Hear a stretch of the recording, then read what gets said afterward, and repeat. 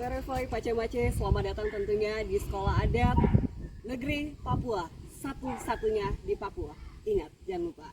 Dan sore hari ini satu kesempatan yang paling bagus sekali karena kita orang boleh berkumpul dengan keluarga besar Sekolah Adat Negeri Papua dan kedatangan tamu khusus dari Jakarta, yaitu dari Kementerian Pendidikan. Yang kita orang tahu Papua punya beraneka ragam suku bahasa. Tapi ingat, tetap dengan Bhinneka Tunggal Ika. Dan salah satunya kita orang ada di kawasan HW Hobong, tepatnya di Sekolah Adat Negeri Papua dengan keindahan surganya Papua. Sentani Timur, Sentani Tengah, dan juga tentu ini mewakili daripada keindahan panoramanya Papua. Papua surga yang sangat tersembunyi. Kurang lebih ada 300 lebih bahasa. Dan secara umum yang paling sedih dari lubuk kita sebagai generasi muda, anak-anak muda sekarang lebih mencintai budaya luar. Pertanyaan terbesar, dosa, salah siapa? Kita orang sudah melupakan kita orang punya budaya adat istiadat. Untuk itu kita orang boleh ke narasumber yang pertama. Kita sudah bersama dengan salah satu anak muda Papua yang dipercaya memimpin salah satu sekolah terfavorit di Kabupaten Jayapura, SMA Negeri 1 Jayapura, yaitu bersama dengan Bapak Daud Taime, SPD. Kita langsung sapa narasumber kita sore hari ini. Boleh kita berikan aplaus? Ya, ini satu pertemuan secara khusus. Kita ingin tahu mengapa SMA Negeri 1 Sentani boleh sanggup percaya diri untuk menjadi barometer pendidikan adat di tanah Papua, khususnya di Kabupaten Jayapura. Kita langsung ke narasumber kita. Selamat sore Bapak Daud Taime. Sore. Boleh. Sehat. Sehat. Boleh menceritakan sejarah sinergitas kerjasama SMA Negeri 1 Jayapura menjadi salah satu barometer model untuk menerapkan pendidikan adat di Kabupaten Jayapura bersama dengan Sekolah Adat Negeri Papua. Satu kata kunci, mewariskan sebuah peradaban tidak bisa dengan cara lain, hanya dengan sekolah. Sekali lagi, untuk mewariskan sebuah peradaban, ya, tidak ada cara lain, hanya dengan sekolah. Mengapa demikian? Ini perenungannya.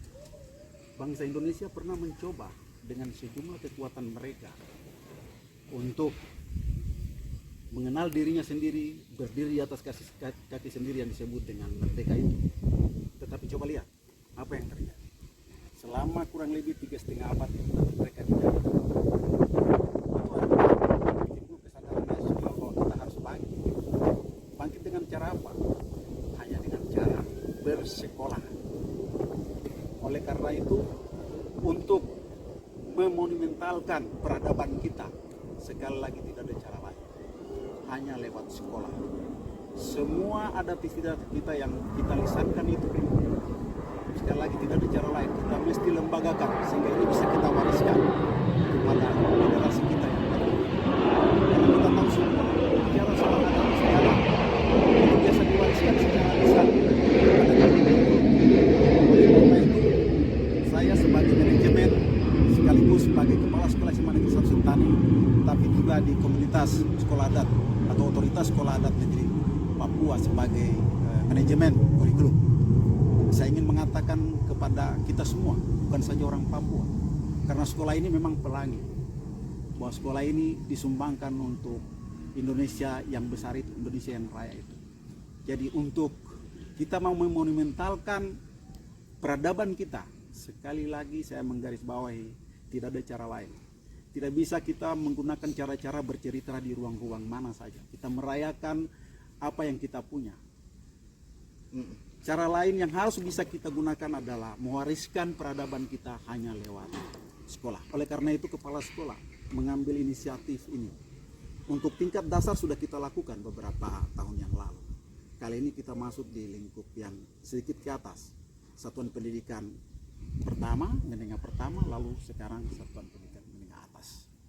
Dengan demikian saya percaya bahwa hanya dengan cara ini kita bisa mewariskan peradaban kita. Dan lebih dari itu, anak Indonesia se-Indonesia tidak akan jadi lagi orang lain di negerinya sendiri. Mulai dari Sabang hingga Merauke. Itu kata kuncinya, supaya kita tidak menjadi orang lain di tanah air kita sendiri. Terima kasih. Baik, berikan aplaus yang meriah untuk Bapak David. Taime, Arai, Ana, Pace, masyarakat Papua, ingat peradaban berawal dari sekolah. Masih tentang sekolah, Sekolah Adat Negeri Papua kurang lebih sejak 2017, suka, duka, tidak mudah untuk berdiri kokoh hingga 2023. Kita langsung saja sapa Direktur Sekolah Adat Negeri Papua, yaitu Bapak Origenes Monim. Hoi, mari. Hoi, onomi, Hai. rimai. Sekolah Adat Negeri Papua satu-satunya di Papua. Kunjungan Kementerian Pendidikan bukan yang pertama kali, tapi sudah beberapa kali menjadi role model, bisa dikatakan kurikulum Merdeka pun ini termasuk di dalamnya, dan role model untuk di tanah Papua. Tidak mudah untuk berdiri. Suka duka boleh Bapak Origenes Monim ceritakan tentang Sekolah Adat Negeri Papua ini. Ya, baik. Sekolah adat ini pertama muncul karena melihat perubahan teknologi terkini semakin cepat. Nah, dengan pengaruh teknologi tersebut, generasi muda akhir-akhir ini banyak yang kehilangan identitas, kehilangan jati diri, kehilangan profil dia sebagai anak dari suku mana, dari daerah mana, dari mana dia berasal. Ini kan sudah menjadi buyar. Oleh karena itu kami mencoba mengemas dia di dalam sebuah platform pendidikan supaya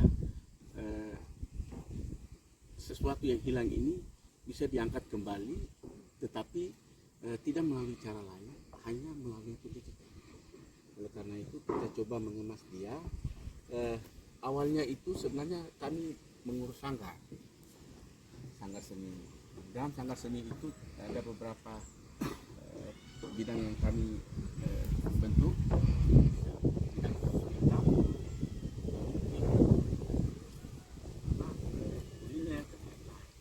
Itu ada bidang yang mengurus tentang pendidikan adat. Nah, di pendidikan adat inilah yang kita coba mengemas dia, mengembangkan dia sampai jadi sebuah lembaga pendidikan yang hari ini menjadi sekolah adat. Menanggapi disampaikan oleh Pak Daud Taime bahwa semua peradaban di dunia, bukan hanya Papua, kami rasa ya, itu mulai dari sekolah. Ada pepatah mengatakan sekolah bukan hanya di bangku yang formalitas. Kita boleh sekolah dimanapun sekolah dengan alam, bahkan maaf kata kita boleh mungkin sekolah juga dengan orang-orang tua kita yang ada di luar sana. Bagaimana menurut Anda dari sistem pendidikan adat yang ada di sekolah Ya, adat negeri Papua? yang pikiran mendasar buat kita di pendidikan adat, pengembangan pendidikan adat di Papua, sebenarnya leluhur kita kan tidak pernah mengenal yang namanya dunia pendidikan, tetapi mereka lebih sejahtera hidup. Tetapi ketika kita mengenal pendidikan terkini, malah kita lebih tidak, hidupnya rasa tidak nyaman begitu. Nah, ini yang saya terinspirasi. Lalu bagaimana kehidupan mereka dulu tanpa pendidikan? Apa yang membuat mereka, apa yang mendidik mereka ketika itu? Nah, dari situ saya menarik kesimpulan bahwa yang mendidik mereka adalah lingkungan di mana dia hidup. Dengan potensi yang ada di sekitar, dia itulah yang mendidik dia untuk menempah dirinya. Dia bisa hidup dari situ tanpa sekolah pun, dia bisa sekolah. Ya, saya pinjam kata-kata si siapa di Sumatera siapa, beliau bilang tidak sekolah juga orang bisa hidup. Nah itu, tapi kita harus sekolah juga. Nah oleh karena itu jangan kita mengabaikan itu hal-hal yang itu sudah tinggalkan belakang, tidak boleh karena tapi ini yang kita coba mengemasnya kembali, taruh di dalam pendidikan terkini dengan model terkini, tetapi muatannya tetap muatan budaya, konteks lokal, tetapi dengan cara modern. Hanya orang bisa mengerti, anak-anak bisa paham. Itu saja yang terinspirasi buat kita untuk kita berpikir, mari sudah kita bangun sekolah seperti itu. Baik, tepuk tangan sekali lagi juga tentunya untuk narasumber kita Bapak Origenes Monim, Direktur Sekolah Adat Negeri Papua. Masih berbicara tentang peradaban pendidikan di tanah Papua dengan beraneka ragam suku, bahasa, dan adat istiadat yang berbeda. Kita juga sudah bersama narasumber kita, yaitu dalam hal ini Kepala Bidang Adat DPMK Kabupaten Jayapura, Bapak Elvis Kabeng. Oh, Bapak sehat? Nah, kita menyambung, disampaikan Bapak Daud Taime bahwa ingat peradaban dimulai dari sekolah.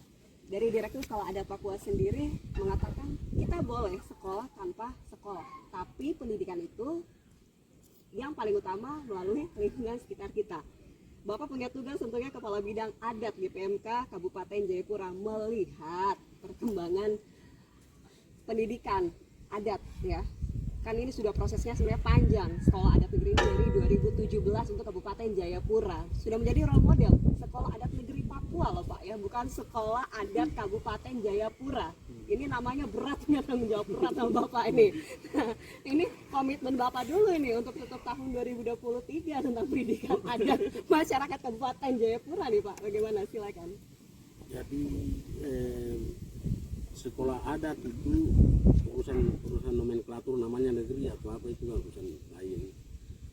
Yang penting sekolah adat itu nuansanya ada dalam kehidupan kompleks, itu biasa juga disebut dengan kesatuan hidup setempat. Kesatuan hidup setempat itu